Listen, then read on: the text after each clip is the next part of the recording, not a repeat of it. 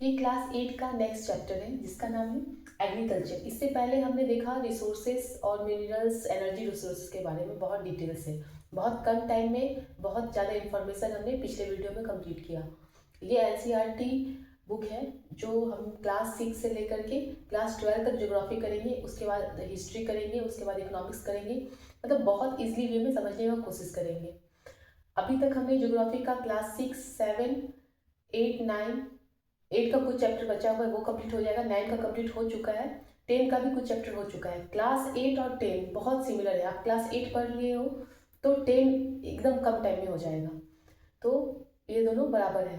अब हम अभी ये नेक्स्ट चैप्टर दो, इसमें 3 चैप्टर और बचे हुए हैं, 6 चैप्टर तक है, ये कंप्लीट हो जाएगा। फिर मैं 10 कंप्लीट कर दूंगी तो 10 तक कंप्लीट हो जाएगा। उसके बाद 11th कंपटीशन के पॉइंट ऑफ व्यू से बहुत इंपॉर्टेंट है, और जो इस क्लास में है 11th में ज्योग्राफी लिए हुए हैं उनके लिए बहुत इंपॉर्टेंट होगा।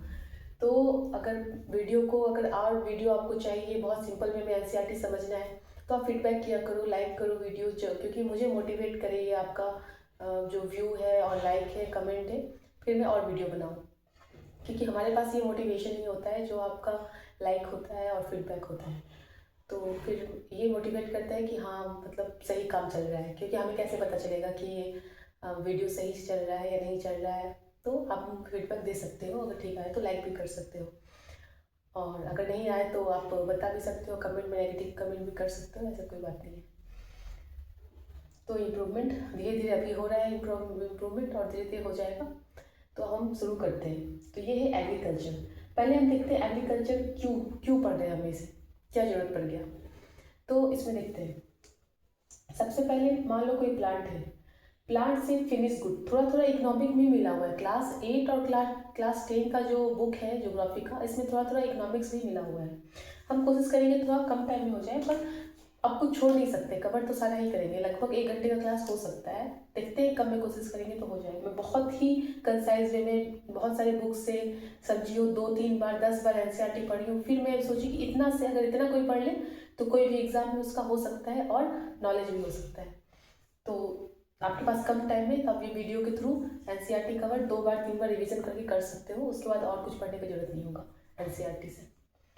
तो ये है एग्रीकल्चर। एग्रीकल्चर शुरू करने से पहले 3-4 पॉइंट हम देखेंगे क्या है इसके बारे में, एनसीईआरटी में भी दिया हुआ है। तो कोई प्लांट है, प्लांट को फिनिश गुड बनाने से पहले उसमें या तो प्राइमरी एक्टिविटी किया जाएगा, या सेकेंडरी एक्टिविटी किया जाएगा, और टर्सरी एक्टिविटी किया जाएगा। कोई भी रॉ मटेरियल है उसको फिनिश गुड तक पहुंचाने और लोगों तक पहुंचाने से पहले 3 प्रोसेस होता है।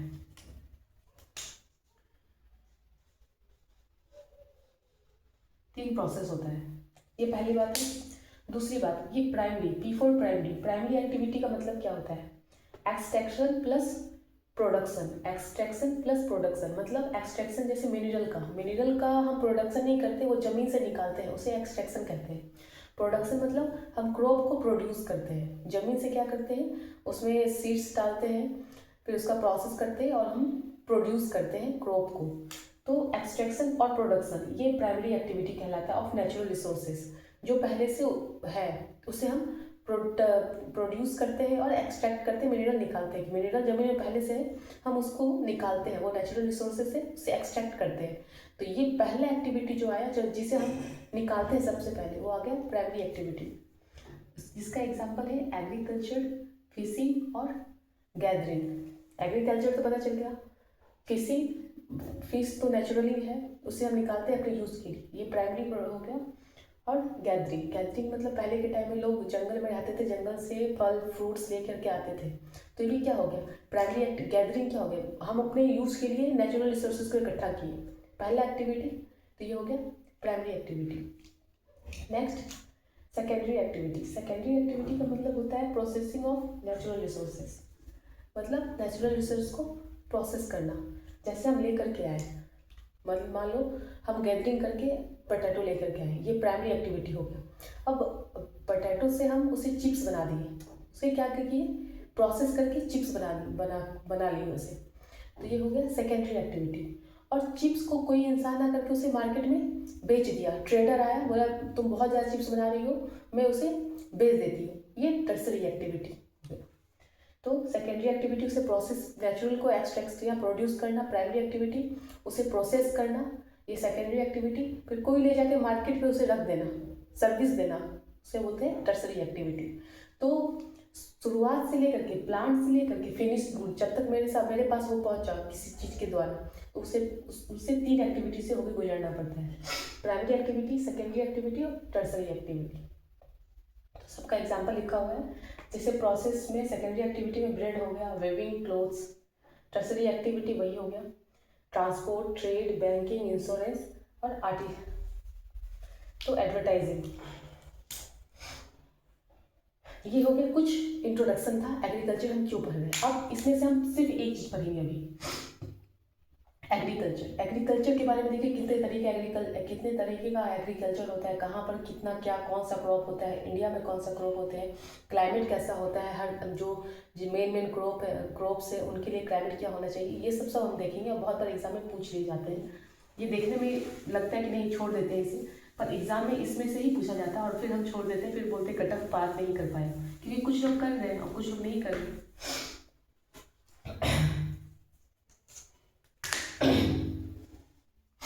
अब देखते हैं एग्रीकल्चर। एग्रीकल्चर क्या होता है?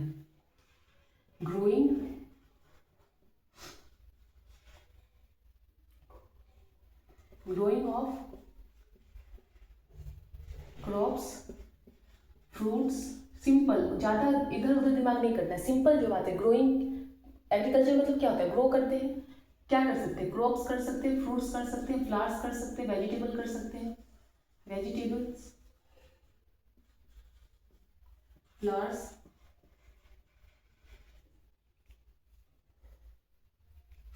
प्लस एग्रीकल्चर में दो चीज आता है, growing of crops, fruits, vegetable, flowers और रेयरिंग एनिमल्स। जो एनिमल्स को पालते हैं, उसे चराते हैं, फिर उसके प्रोड्यूस, डेयरी प्रोडक्ट्स या दूध से कुछ काम होता है, तो उससे भी वो एग्रीकल्चर के अंदर में ही आता है। पशुपालन जैसे कहते हैं, पशुपालन भी एग्रीकल्चर के अंदर में आता है। रेयरिंग, लाइव स्टॉक, जैसे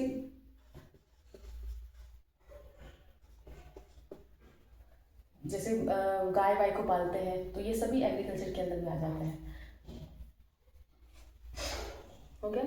अब देखो इंडिया में क्या है, इंडिया में नहीं वर्ल्ड में 50%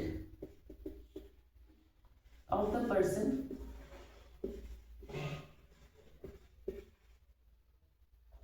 of the world engaged in agriculture. मतलब 50% लोग जो है पूरे दुनिया में, इंडिया में नहीं पूरे दुनिया में, वो किस में इन्वॉल्व है? एग्रीकल्चर में। इंडिया में तो 50% से ज़्यादा, 2/3 ऑफ पीपल, 75% लोग एग्रीकल्चर में व्यस्त हैं।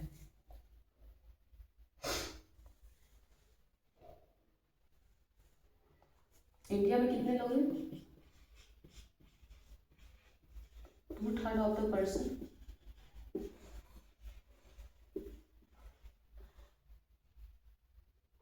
ऑफ इंडिया एग्रीकल्चर में है। ठीक। अब कंडीशन ऑफ एग्रीकल्चर। अब एग्रीकल्चर कहाँ कहाँ होता है? कंडीशन को ऐसे शॉर्ट में लिखते हैं, फेवरेबल टोपोग्राफी,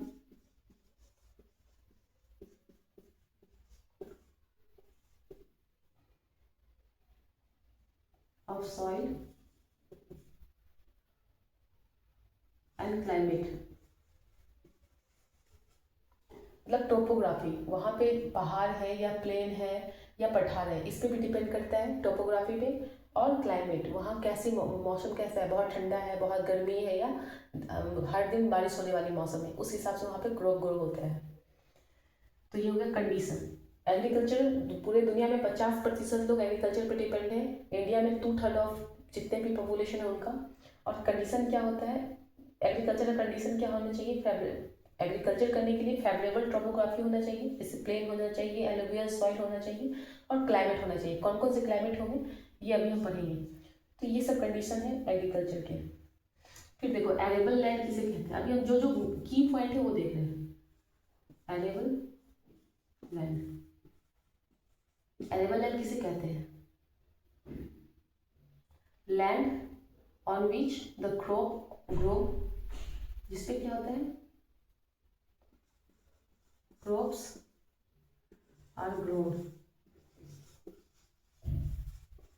वैसा लैंड, वैसा जमीन, दुनिया में जितना भी जमीन है सब पे क्या है, क्रॉप ग्रो नहीं हुआ है।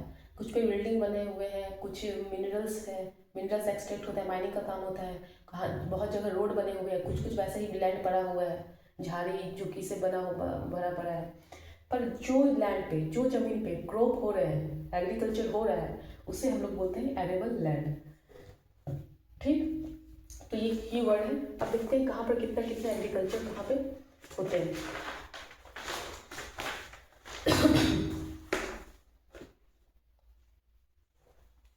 अब एक चार्ट है वो देखो, ये एग्रीकल्चर समझ में आ गई।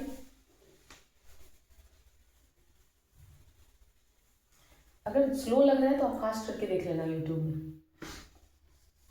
क्योंकि आराम आराम से, मतलब ज़्यादा टाइम नहीं लग रहा है। जो बात है थोड़ा आराम से पढ़ेंगे, पर कुछ भी इंफॉर्मेशन कम नहीं होगा और बहुत फालतू का चीज़ नहीं पढ़ेंगे। जितना भी एक एक मिनट, एक एक जो भी बात बोल रहे बहुत ही इंपॉर्टेंट है। मैं खुद मतलब NCERT 10 बार 15 बार पढ़ के मैं निकाली हूँ ये सब चीज़। इसके अलावा और कोई एग्जाम में या कुछ और समझने के लिए नहीं है NCERT में। इतना समझ लो तो हो जाएगा काम। तो देखो मान लीजिए कल्चर है, एग्री, सेरी, पीसी, वीटी और हॉर्टी। मतलब एग्री में एग्रीकल्चर कर लो, sericulture, pisci culture, viti culture और हॉर्टिकल्चर, सब में ऐड कर लो ये सब एग्रीकल्चर। तो इसका मतलब होता है science and technology and art, science and art of cultivation, science and art of cultivation, agri मतलब क्रॉप, एग्री मतलब क्या हो जाएगा, क्रॉप, ये तो सबको पता है।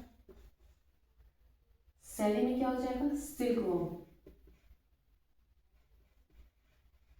फिश, फिश हो जाएगी। वीटी में ग्रैप्स, हॉटी में वेजिटेबल, फ्रूट्स और फ्लावर्स। मतलब एग्री के साथ कल्चर मिला देंगे तो growing crops and rearing animals, crops and animals. Sericulture, seri में मतलब silkworm, S for seri, S for silkworm. Silkworm का जो प्रोडक्शन होता है, हम लोग सिल्क के लिए जो उसे कीट को रखते हैं और उसे पालते हैं, उसे बोलते हैं सेरीकल्चर। फिश प्रोडक्शन जो करते हैं अपने लिए और बेचने के लिए, उसे बोलते हैं पीसी कल्चर। ग्रैप्स प्रोडक्शन बहुत ज़्यादा मात्रा में होता है टेम्परेट रीजन में, उसे बोलते हैं viticulture, VITI, viticulture grapes के लिए। हॉर्टिकल्चर मतलब वेजिटेबल, फ्रूट्स एंड फ्लावर्स के लिए जो प्रोडक्ट का प्रोडक्शन करते हैं, उसे बोलते हैं, उस प्रोडक्शन साइंस और टेक्नोलॉजी को बोलते हैं हॉर्टिकल्चर। ठीक, ये हो गया। अब देखते हैं फार्म सिस्टम क्या है।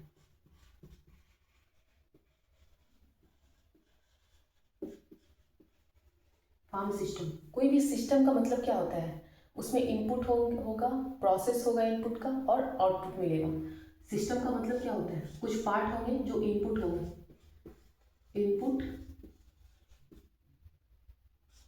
इनपुट से प्रोसेस होगा, फिर उसके आउटपुट मिलेंगे। तो इसका मतलब होता है सिस्टम। सिस्टम का मतलब होता है input, process, output. Agriculture, farm, FARM, farm क्या है, फार्म सिस्टम क्या है, तो इसमें होते हैं इनपुट में क्या डालेंगे हम लोग, सीड्स, कुछ भी ग्रो करते हैं तो सीड्स डालते हैं, और क्या डालते हैं, फर्टिलाइजर, फर्टिलाइजर्स, मशीनरी, ट्रैक्टर वगैरह, प्लस लेबर, लोग काम करते हैं। तो फार्म सिस्टम में क्या डालते हैं हम लोग इनपुट में? सीड्स, फर्टिलाइजर, मशीनरी, ट्रैक्टर वगैरह और लेबर, इनपुट ये डालते हैं। प्रोसेस में क्या होता है? प्लोइंग, जोतते हैं खेत को, जोतना, प्लोइंग मतलब जोतना, प्लोइंग, सोइंग, इरिगेशन, पानी डालते हैं उसमें, सोइंग मतलब उसमें सीड्स डालना, इरिगेशन पानी पटाना उसमें, फिर वीडिंग, वीडिंग मतलब जो अलग तरीके के खरपतवार जो होते हैं उसे हटाना, नहीं तो वो सारा न्यूट्रिएंट्स सॉइल का ले लेगा तो फिर क्रॉप्स नहीं हो पाएंगे। वीडिंग, फिर लास्ट में हार्वेस्टिंग मतलब उसे काटना, जो भी क्रॉप है, हार्वेस्टिंग। तो ये प्रोसेस हो गया। और आउटपुट क्या मिलता है हमें?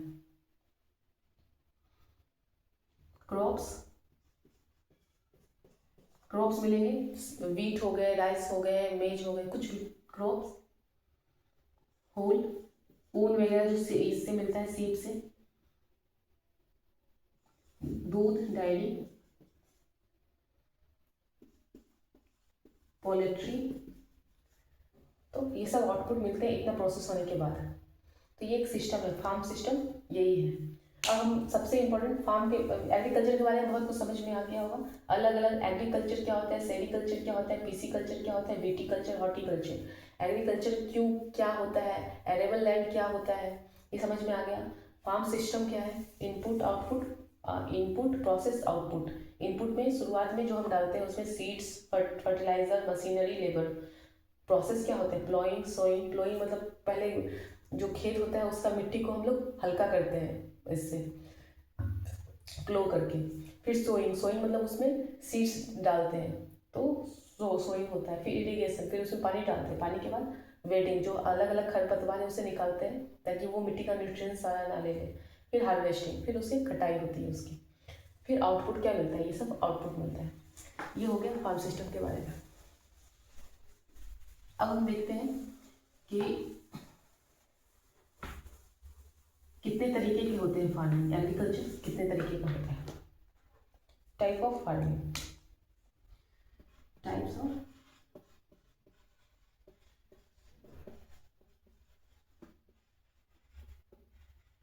Farming, types of farming.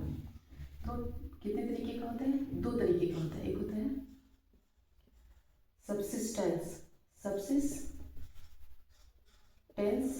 Farming, और एक होता है कॉमर्शियल फार्मिंग। सबसिस्टेंस का मतलब होता है जितने उतना ही स्मॉल लैंड इतना उगा पाए जितना मेरा फैमिली चले और मेरा खुद का जुगाड़ हो जाए, मैं कुछ बाहर नहीं बेच पाऊँ। अगर मेरे पास छोटा सा लैंड है, उसमें घर पर परिवार वाले मिल के उसमें खेती करते हैं, इतना उपजा लेते हैं कि मेरा घर का चल जाता है काम। तो ये होता है सबसिस्टेंस फार्मिंग। कमर्शियल फार्मिंग में बहुत बड़ा लैंड है, बहुत तरीके का मशीन है, बहुत बहुत उपजाऊ ज़मीन है, मैं इतना प्रोड्यूस करती हूँ कि पूरे दुनिया को बेच पाती हूँ। तो इससे हो जाता है कमर्शियल फार्मिंग। इसका भी पार्ट है अलग अलग।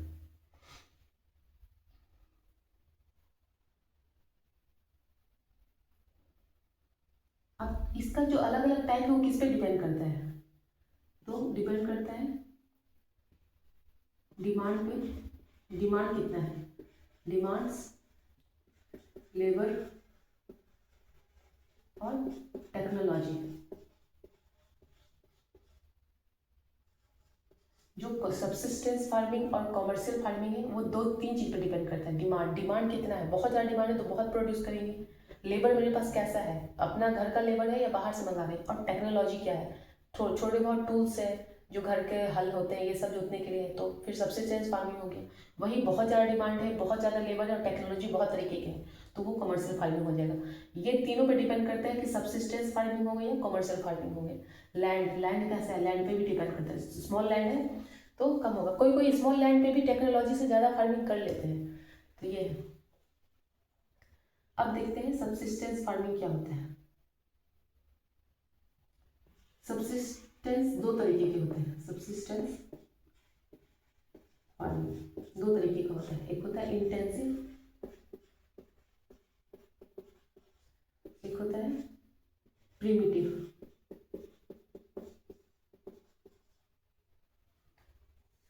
इंटेंसिव सबसिस्टेंस फार्मिंग और प्रिमिटिव सबसिस्टेंस फार्मिंग। इंटेंसिव में क्या होता है, स्मॉल प्लॉट ऑफ लैंड है, ठीक, सिंपल टूल्स, मोर लेबर और क्लाइमेट कंडीशन बढ़िया है, फर्टाइल सॉइल है, तो ग्रो हो जाता है। देख लेते हैं इसमें एक बार, इंटेंसिव सबसिस्टेंस फार्मिंग, इसमें क्या होता है, स्मॉल लैंड, लैंड क्या है, छोटा है,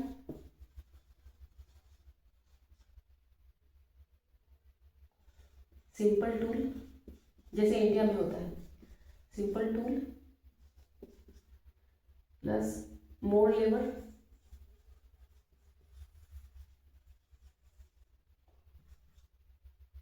क्लाइमेट बढ़िया हो, हमारा क्लाइमेट बहुत अच्छा है पर जमीन कम है, टेक्नोलॉजी कम है, climate large day of sunshine, large day sunshine,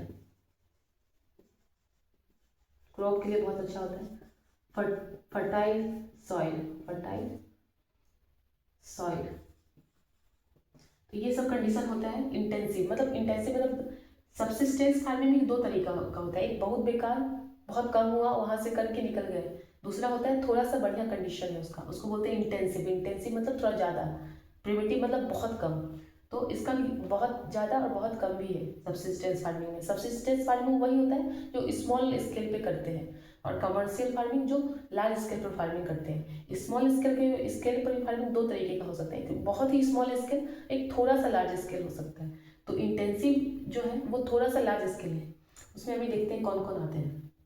तो ये हो गया, मतलब स्मॉल लैंड होना चाहिए, सिंपल टूल्स, मोर लेबर, क्लाइमेट बढ़िया और फर्टाइल होना चाहिए, तो उसे बोलते हैं इंटेंसिव। तो थोड़ा ज़्यादा कर लेते हैं, क्लाइमेट साथ देता है, मिट्टी साथ देती है, तो हम ज़्यादा अच्छे से कर लेते हैं ग्रो। फिर इसमें क्या होता है, साल में दो से ज़्यादा क्रॉप ग्रो कर सकते हैं। इंटेंसिव, कोई पूछे इंटेंसिव जो है सबसिस्टेंस फार्मिंग, उसमें साल में दो से ज़्यादा बार ग्रो, अलग अलग क्रॉप ग्रो कर सकते हैं, plus grow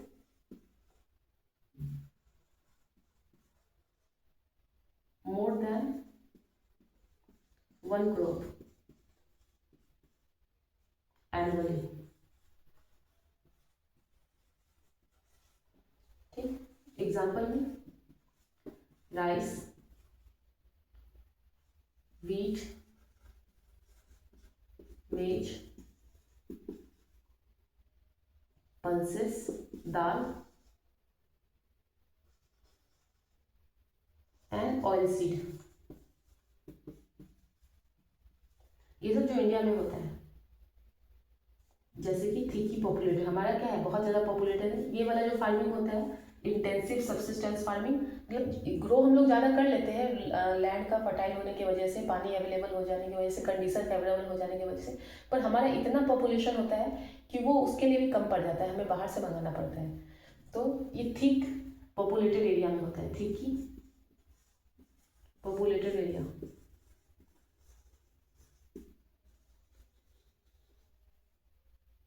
of monsoon region, monsoon region है तभी तो मौसम है एग्रीकल्चर वाला, monsoon region of south, south west and south Asia, ये सब जगह पे इस तरीके का फार्मिंग ज़्यादा प्रिवेल करता है। इंटेंसिव सबसिस्टेंस फार्मिंग हो गया। अब प्रिमिटिव देखते हैं, ये प्रिमिटिव कहीं छूट जाता है गलती से तो वो उसे ठीक कर लेना, ऐसा नहीं कि मतलब आप मन में सोचोगे अरे मैम को तो नहीं आता है।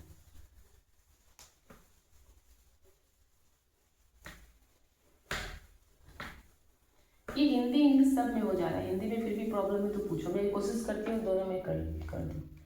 प्रिमिटिव सबसिस्टेंस एग्रीकल्चर में क्या हो जाएगा, एक्सटेंसिव पता चल गया, थिकी पॉपुलेटेड एरिया में होता है, फर्टाइल लैंड होता है, बारिश अच्छे से होती है, पर वो ज़्यादा ग्रो कर पाते हैं कम टेक्नोलॉजी रहने के बावजूद भी, क्योंकि फर्टाइल लैंड है, पर इतना होता है, पर उसका पॉपुलेशन इतना ज़्यादा होता है वहाँ पे कि वहाँ मतलब इतना ज़्यादा क्रॉप होने के बाद भी दूसरी जगह से मंगाना पड़ता है क्योंकि पॉपुलेशन भी तो बहुत ज़्यादा है। प्रिमिटिव, अब देखते हैं नेक्स्ट, सबसिस्टेंस फार्मिंग के अंदर में ही आता है प्रिमिटिव। प्रिमिटिव सबसिस्टेंस फार्मिंग, ये होता है शिफ्टिंग कल्टीवेशन जिसमें आता है। शिफ्टिंग कल्टीवेशन मतलब कुछ ग्रुप ऑफ पीपल गए एक जगह, वहाँ जंगल काटे। ये अमेजन फॉरेस्ट में होता है जहाँ जंगल ज़्यादा हो, जंगल काट के उससे बर्न किए, उसका ऐश बनाया, छाई बनाया, उसको फर्टिलाइज किए सॉइल को, फिर वहाँ क्रॉप को ग्रो किए, कुछ दिन वहाँ रहे, जब तक उसका फर्टिलिटी रहता है मिट्टी का तब तक वहाँ ग्रो करते हैं क्रॉप, वहाँ खाते हैं, रहते हैं, हो जाता है। उसके बाद जब वहाँ उसका ग्रोथ कम हो जाता है एग्रीकल्चर का, यानी मिट्टी का फर्टिलिटी कम हो गया, तो फिर वो उस जगह को छोड़ के चले जाते हैं दूसरे जगह। फिर जब तक उसका फिर से फर्टिलिटी आ जाता है मिट्टी का, फिर वहाँ फिर से आ जाते हैं, फिर दूसरी जगह, तब तक ऐसे ही करते रहते हैं। झूम खेती भी कहा जाता है नॉर्थ ईस्ट इंडिया में। तो प्रिमिटिव सबसिस्टेंस फार्मिंग क्या होता है? शिफ्टिंग कल्टीवेशन जिसमें आ जाता है। इसमें दो चीज आते हैं, शिफ्टिंग,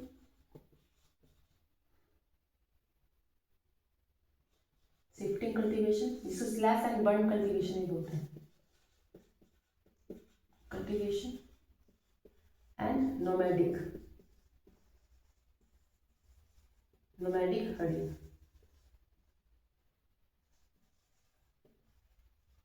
ये वाला जंगल वाले इलाका में होता है, ट्रॉपिकल एरिया में, और ये ड्राई एरिया में। ये ट्रॉपिकल जहाँ बारिश बहुत होती है, और ये ड्राई एरिया में। यहाँ पे जो नोमैडिक शिफ्टिंग कल्टीवेशन समझ में आ गया। नोमैडिक वो होते हैं जो बहुत सारे जानवर को लेकर के, अगर यहाँ का क्लाइमेट थोड़ा ठंडा या खराब हो गया तो दूसरी जगह चराने के लिए ले जाते हैं उसको। जानवर को पालते हैं तो उसे खाना भी तो मिलना चाहिए। मान लो बहुत पहाड़ पे रह रहे हैं, वहाँ एकदम स्नो बर्फ गिरा ठंडा के टाइम में, बहुत मतलब 0 से भी कम हो गया डिग्री, तो आप क्या खाएंगे उनके जानवर? तो वो जानवर को फिर चराने के लिए थोड़ा नीचे ले जाते हैं। तो इसी तरह वो नोमैडिक घूमते रहते हैं, और फिर जो जानवर से प्रोडक्ट मिलता है, मीट, दूध, ये सब वो यूज करते हैं। कुछ कुछ चीज़ बेचते भी हैं, जैसे ऊन वगैरह सीप का। तो इस तरीके के, तो उससे उनका जीवन चलता है। तो वो नोमैडिक पीपल होते हैं, वो अधिकतर पहाड़ पे या ड्राई एरिया में मिलेंगे, और जो शिफ्टिंग कल्टीवेशन होता है वो फॉरेस्ट वाले एरिया में मिलता है, ट्रॉपिकल एरिया में, क्योंकि जहाँ फॉरेस्ट होगी वहीं ये काम हो सकता है।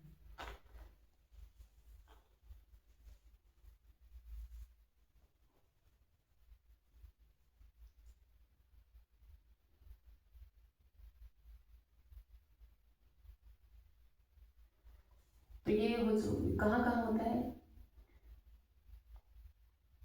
ट्रॉपिकल एरिया में, जहाँ अफ्रीका में ट्रॉपिकल एरिया वहाँ हो सकता है, इंडिया में जहाँ ट्रॉपिकल एरिया वहाँ हो सकता है, और ये ड्राई एरिया जहाँ भी हो वहाँ हो सकता है। सहारा रीजन में, ये सब सहारा रीजन में होता है।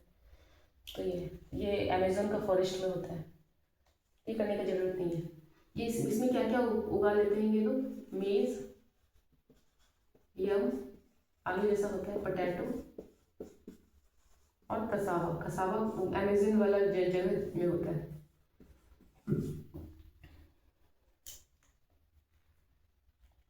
तो ये हो गया सबसिस्टेंस फार्मिंग के बारे में।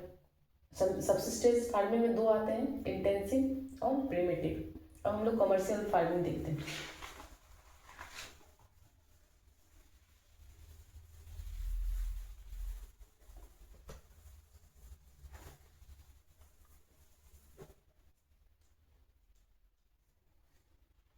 कमर्शियल फार्मिंग,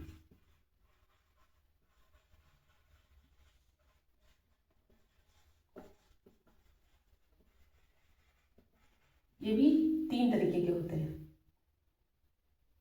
एक होता है commercial grain farming, commercial mixed farming,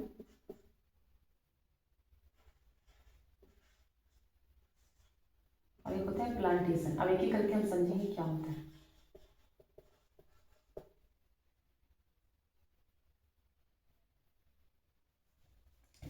agriculture का मतलब ही होता है क्रॉप ग्रोन करना और एनिमल का पालना पोषना। एग्रीकल्चर का चाहे वो इंटेंसिव हो, मतलब चाहे वो सबसिस्टेंस फार्मिंग हो या कमर्शियल फार्मिंग हो, दोनों में ही production of crops and animal rearing आएगा, मतलब पशुपालन करना।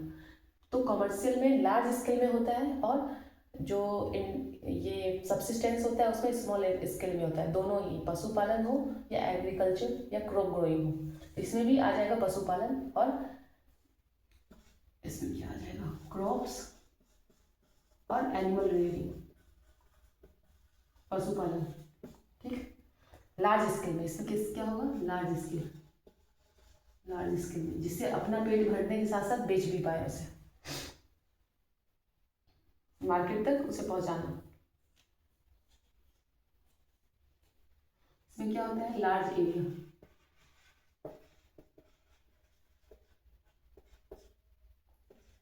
पैसा बहुत ज़्यादा इन्वेस्ट किया जाता है, कैपिटल इन्वेस्टमेंट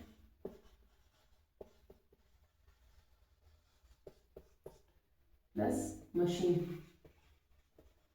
पैसा इन्वेस्ट करें तो मशीन भी आएगा। अब देखो, जहाँ बहुत ऊपर टेम्परेट वाले रीजन में, वहाँ पे लोग कम है, ज़मीन ज़्यादा है। अब ज़मीन ज़्यादा है तो फेवरेबल कंडीशन नहीं होने के बाद भी आर्टिफिशियल कंडीशन बना देते हैं। आर्टिफिशियल कंडीशन बना के एकदम इन्वेस्टमेंट बहुत किया जाता है, उसमें लेबर लगाते हैं, और एरिया तो लार्ज है ही, क्योंकि पॉपुलेशन ज़्यादा नहीं होता, ठंडा में कौन रहेगा जाकर के, इतना अजीब कंडीशन। जहाँ फेवरेबल क्लाइमेट होता है लोग वहीं ज़्यादा रहते हैं, पॉपुलेशन वहीं ज़्यादा होता है, तो उसका ये फ़ायदा उठाते हैं। जो वहाँ जो कंट्री जो ऊपर में है वो कम पॉपुलेशन का फ़ायदा उठाते हैं, वहाँ भलो क्रॉप नहीं होगा, वहाँ फेवरेबल कंडीशन नहीं है। पर आज के टाइम में साइंस से सब कुछ पॉसिबल है, तो वो अपना साइंस और टेक्नोलॉजी लगा करके एक फेवरेबल कंडीशन बना लेते हैं। सब जमीन तो लार्ज है ही, और बहुत भारी मात्रा में वो क्रॉप को उगाते हैं वहाँ पे, क्योंकि उनका पॉपुलेशन कम है तो उनका काम चल ही जाता है, और वो दुनिया को बेचते भी हैं, और इससे वो बहुत अमीर बन चुके हैं। जो देश एक्सपोर्ट ज़्यादा करता है वो ज़्यादा अमीर बनता है, तो इस चीज़ का वो फ़ायदा उठाया। वो कमर्शियल फार्मिंग टेम्परेट वाले रीजन में, जो भी डेवलप कंट्री है, डेवलपिंग नहीं, डेवलप कंट्री है, वो बहुत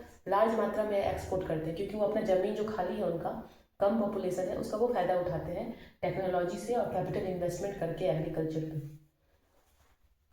तो ये होता है। अब देखते हैं एक एक करके तीनों क्या होता है। Commercial grain farming, commercial grain farming,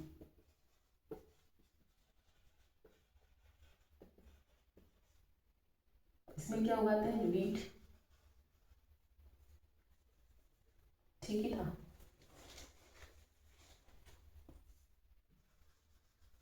wheat plus मेज,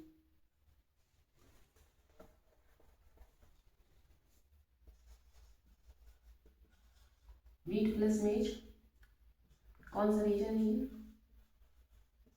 टेम्परेट ग्रासलैंड। अभी अभी बताया था ना, वहाँ ऊपर वाला होगा। ये मान लो इंडिया है, ये ट्रॉपिकल रीजन, और यहाँ जो है ये टेम्परेट रीजन है।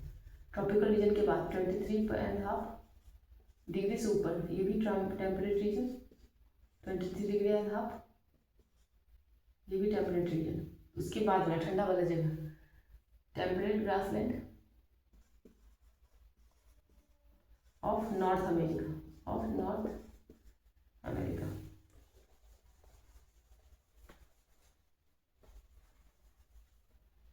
ऑफ नॉर्थ अमेरिका, जो जो भी डेवलप्ड कंट्री है, नॉर्थ अमेरिका, यूरोप, सब इस जगह, इस रीजन में आ जाते हैं, यूरोप एंड एशिया। सारा कॉन्सेप्ट क्लियर हो जाएगा इसमें, थोड़ा सा ध्यान से सुनने के बाद। इसमें क्या है, स्पार्सली पॉपुलेटेड, मतलब पॉपुलेशन बहुत कम है, सब बुक में वही दिया हुआ है, पॉपुलेशन। सीवियर विंटर, बहुत ठंडा रहता है यहाँ पे, सीवियर विंटर, विंटर रहता है तो बहुत ज़्यादा सीवियर विंटर होगा तो बहुत क्रॉप उगा नहीं सकते, इसीलिए वो एक ही क्रॉप उगाते हैं, वनली सिंगल क्रॉप ग्रो।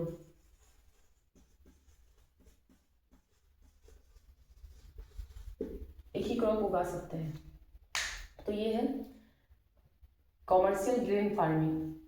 तीन तरीके का कॉमर्शियल फार्मिंग होता है, ग्रेन फार्मिंग, मिक्स्ड फार्मिंग। ये हो गया एक ही तरह, क्योंकि बहुत ठंडा होता है बहुत जगह, तो ठंड के टाइम में तो कुछ नहीं होगा, थोड़ा सा मतलब टेम्परेचर बढ़ता है, जो समर कहते हैं ये लोग, उस टाइम में कुछ ये भर भर के क्रॉप उगाते हैं और फिर दुनिया को बेचते हैं।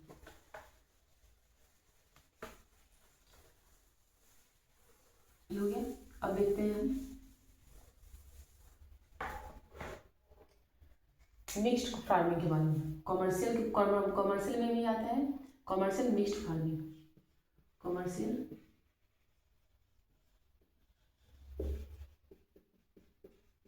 मिक्स्ड फार्मिंग, इसमें क्या होता है, एनिमल और क्रॉप, एनिमल एंड क्रॉप एक ही लैंड पे दोनों ही करते हैं, फूड,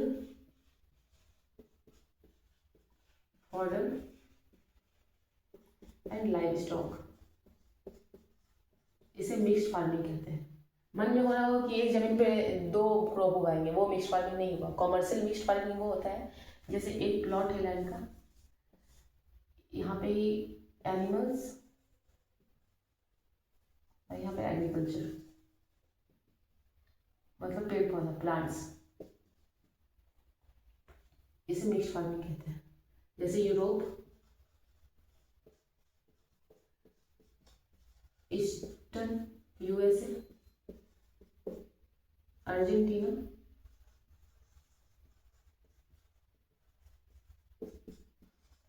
साउथ ईस्ट ऑस्ट्रेलिया और न्यूजीलैंड, जो हाँ ऑस्ट्रेलिया आएगा, न्यूजीलैंड आएगा ही उसके बगल में, प्लस साउथ अफ्रीका।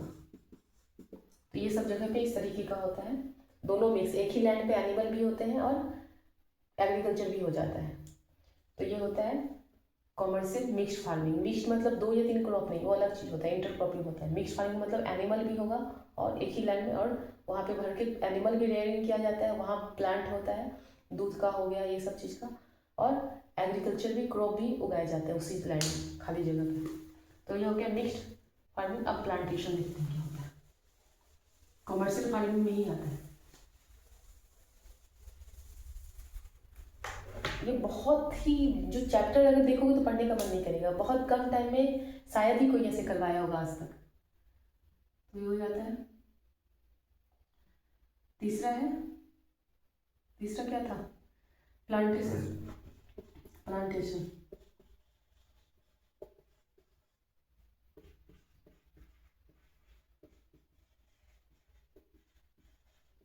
इसमें क्या होता है, सिंगल क्रॉप, एक जमीन पर क्या उगाते हैं, सिंगल क्रॉप,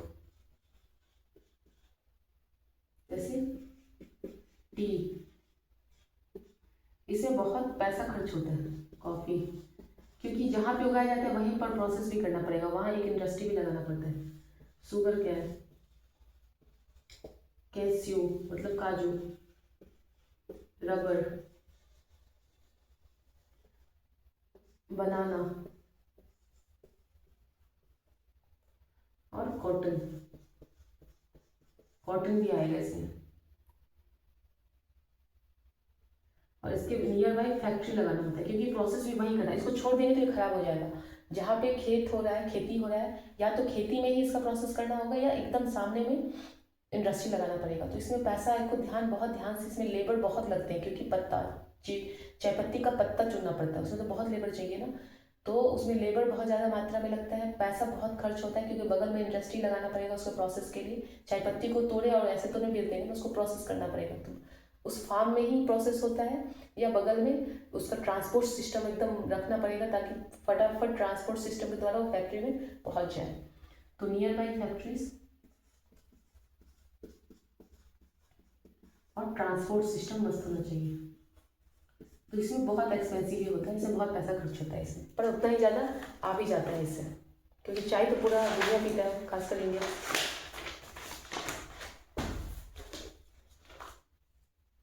कहाँ होते हैं ये, ट्रॉपिकल रीजन में। रबर तो ट्रॉपिकल रीजन में ही होता है, ट्रॉपिकल रीजन, जैसे रबर,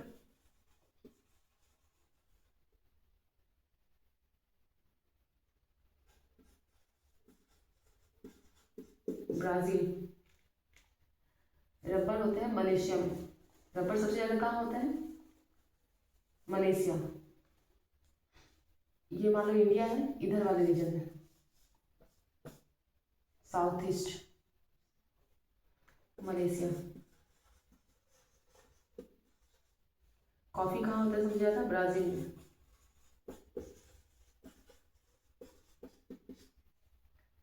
और टी, इंडिया और Sri Lanka. Largest producer of T India है, और एक्सपोर्टर भी, याद रखना, एक्सपोर्टर और लार्जेस्ट प्रोड्यूसर इंडिया है। तो ये हो गया हमारा अभी तक का एग्रीकल्चर क्या होता है, फार्मिंग कितने तरीके के होते हैं। दो मेन तरह के फार्मिंग होते हैं, एक होते हैं प्रिमिटिव और कॉमर्शियल। प्रिमिटिव मतलब इतना उगाते हैं जितना अपना काम चल जाता है। प्रिमिटिव भी दो तरीके का होता है, एक होता है सबसे प्रिमिटिव नहीं, सब्सिस्टेंस और कॉमर्शियल। सब्सिस्टेंस दो तरीके के होते हैं, प्रिमिटिव होते हैं और इंटेंसिव। प्रिमिटिव मतलब बहुत कम, कम में भी कम, और इंटेंसिव मतलब थोड़ा ज़्यादा होता है फर्टाइल लैंड और पानी की वजह से, पर पॉपुलेशन बहुत ज़्यादा होता है उस एरिया का, तो वो फिर भी एक्सपोर्ट करना पड़ता है, इम्पोर्ट करना पड़ता है। उसके बाद कॉमर्शियल फार्मिंग तीन तरीके का होता है, कॉमर्शियल ग्रेन, कॉमर्शियल मिक्स्ड और प्लांटेशन। तीनों हमने एक एक करके समझा। अब नेक्स्ट वीडियो में हम देखेंगे कि मेजर जो क्रॉप, मेजर क्रॉप है उनके लिए कंडीशन कैसा होना चाहिए उनको उगने के लिए, और ये कहाँ कहाँ ज़्यादा मात्रा में होते हैं। तो इस नेक्स्ट वीडियो में, नेक्स्ट ये पहला पार्ट है, नेक्स्ट पार्ट में हम देखते हैं कहाँ पर कितना फार्मिंग होना चाहिए। Thank you.